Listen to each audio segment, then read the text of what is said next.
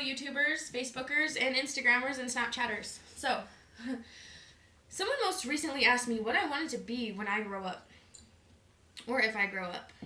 What I want to be and what I want to do is something spectacular. One day, I want to be the President of the United States.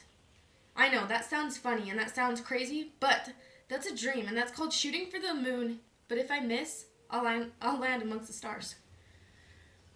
What I want to do is I want to encourage the youth of America, the youth of today and the youth of tomorrow and the youth of 10 years from now, to get into politics, to learn your rights, and to change something if it doesn't make you happy.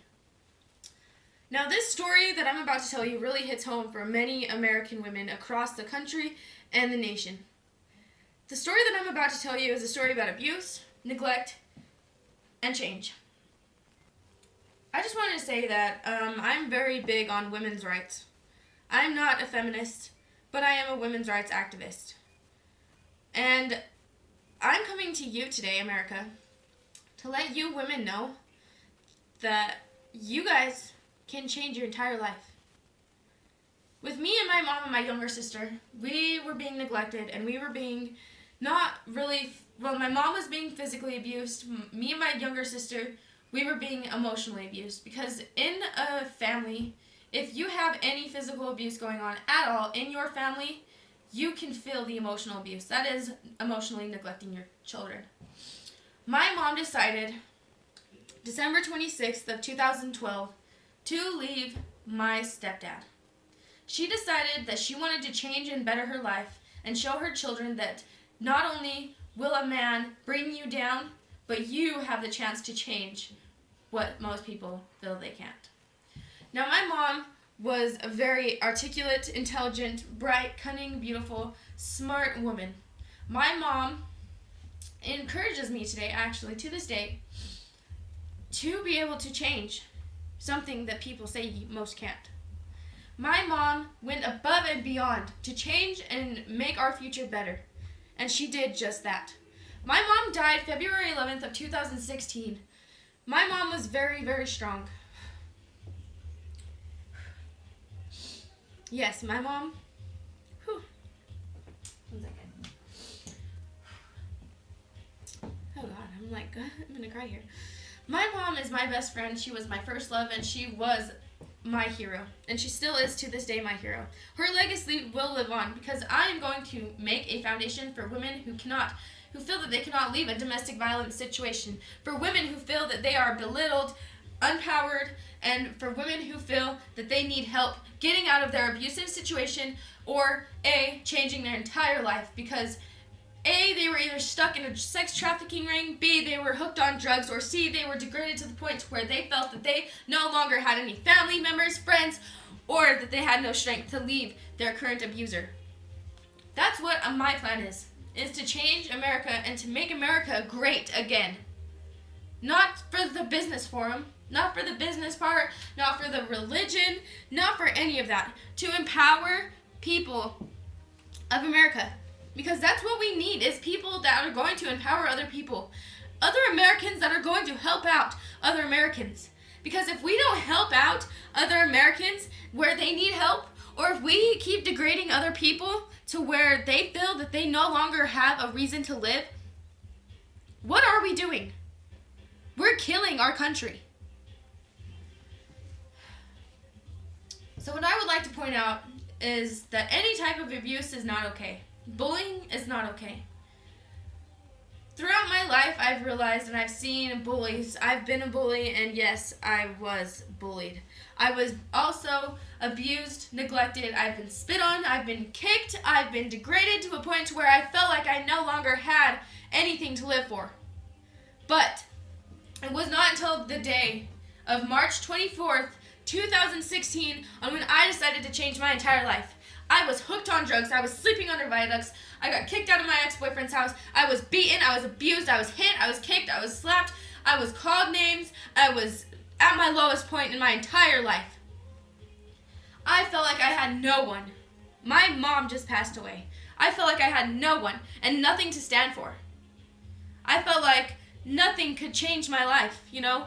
If I lost my best friend, what else do I have? Me. That's what else I had. And I did not realize that until March 24th of 2016 when I felt like I was dying. I was laying downstairs in my best friend's basement and I said to myself, Self, you're dying. What are you going to do? And not only that, but I fell unconscious before I called any family member. And I got to talk to my mom. And my mom told me, Christina, you need to get up and you need to change your entire life.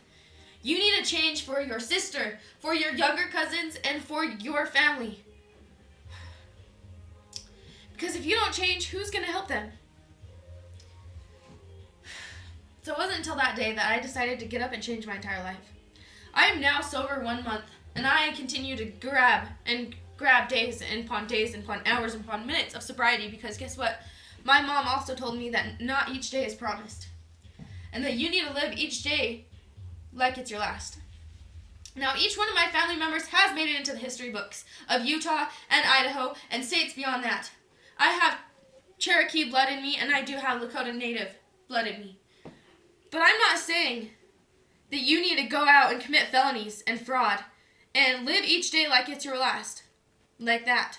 I'm saying that if you have unconditional love for other people, and if you really feel like you could change the world, shoot for the moon, because if you shoot for the moon, you will land amongst the stars.